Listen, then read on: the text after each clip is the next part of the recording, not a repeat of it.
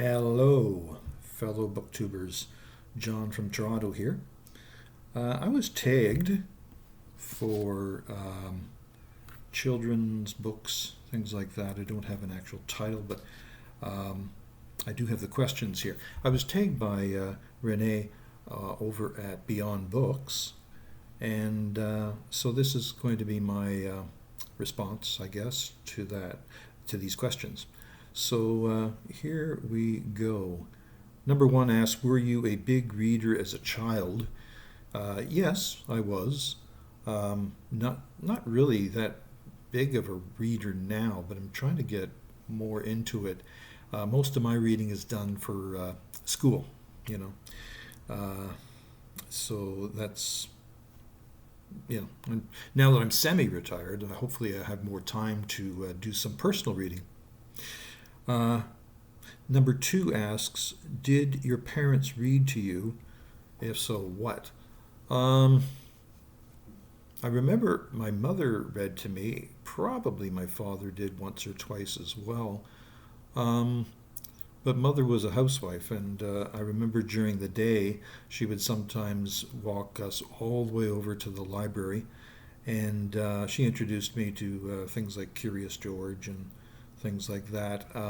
And either she would read to me or the librarian would have um, probably a group of kids, I believe, at the library there, and do a reading of different books and introduce different books. And Curious George was also in there and things like that. Uh, I'm surprised I can remember that much because that was before I could actually read. This is, being read too. Number three, first bookish memory. I think I said this in an earlier video about Cat in the Hat. Again, it was it left quite an impression on me. Four, be honest, did you read books assigned to you in school? Most of them, because English was my favorite subject. Most of them I did read, not all, especially as I got older and into high school. Um, you're a teenager, right? So you don't necessarily do everything you're supposed to do. Number five, where did you get your books as a child? Well, usually the library. I wouldn't have had any money to buy them, really. Also, I guess like birthdays, Christmas time, I asked for a certain present, and sometimes I would get the books I asked for as gifts. Um, Number six, did you watch any television meant to inspire reading? Probably, but I can't remember. That was a long time ago. As a teenager, um, or actually, no, after that would have to be probably my late 20s, early 30s. I There were some TV shows on TV, like TV Ontario. Uh, TV Ontario had a show called Hot Type, um, hosted by Evan Solomon, who is now a member of Parliament and a minister, I believe, in in Mark Carney's government. Um, he had a show, and there was another show devoted to literature and things like that, and it was hosted by Mordecai Richler's son. Mordecai Richler wrote the Apprenticeship of Diddy Kravitz. I forget his son's name now, but he hosted a show that was all about books and reading and all that good stuff. Um, what's the next one here? Seven. What sort of genres or storylines did you like? Hmm. Well, let's see. As a child, I guess the typical adventures, things to do with animals because I've always loved nature and animals, um, friendships, family, the usual. Um, Number eight, favorite children's or picture book. Well, it goes back to the Cat in the Hat. A couple of others too. Stuart Little and Charlotte's Web. Um, yeah, so there's that. Uh, then number 10 asks, favorite children's series. Now, I do have some books here. These were books all these books here um, were by the same author. The first three that I'll show you. The first three are by the same author, and they're all hockey novels. I was really, well, I guess I remain a hockey fan, but I was really crazy about it when I was younger, and I used to play it for a little while. Not organized, but just, with friends and stuff like that. Had many hours of fun on the outdoor hockey rinks. Anyway, I guess the first one would be this one here. They're all written by Scott Young, and I'll explain more about him in a minute because there's interesting connection with him. The first book he wrote was Scrubs on Skates, and I'll show you the cover of that one. Scott Young, Scrubs on Skates. And so, what do we have here? Scrubs on Skates. Pete Gordon was the top player on the best high school hockey team in the city. But when the school districts change, he suddenly finds himself friendless on the worst team in the league. He doesn't feel like playing anymore, and it shows on the ice. The give-it-all-you've-got spirit of his teammates inspire Pete to try harder. Suddenly, the team starts winning. But with the season half over, is it too late to make the playoffs?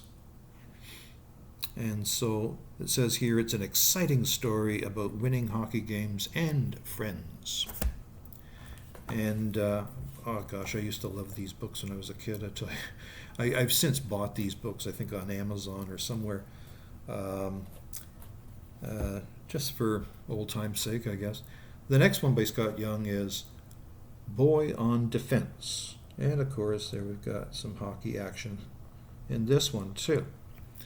And so this particular one, Boy on Defense, when a high-scoring forward, let me start again. Got that all wrong. When a high-scoring forward joins Bill Spunka, Pete Gordon, and all the regulars at Northwest High School, Bill figures they're shoo-ins to become city champs. No one can beat them. But that's exactly what's in store when Bill and the new boy become involved in a bitter feud.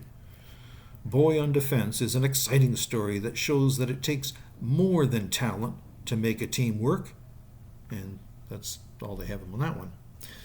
So I must read these again sometime because I've forgotten most of what happened exactly. The next one was really cool because it basically about my favorite NHL team, the Toronto Maple Leafs, in a way, but it's all fiction in this book by Scott Young. A Boy at the Leafs Camp. So the idea that an 18-year-old is trying out, at the camp for the Toronto Maple Leafs, and trying to make the team. This is back when the Toronto Maple Leafs were winning Stanley Cups, okay? So that goes back to the 60s. Anyway, here's the Bill Spunka, of course, makes another appearance in this novel, fictional character.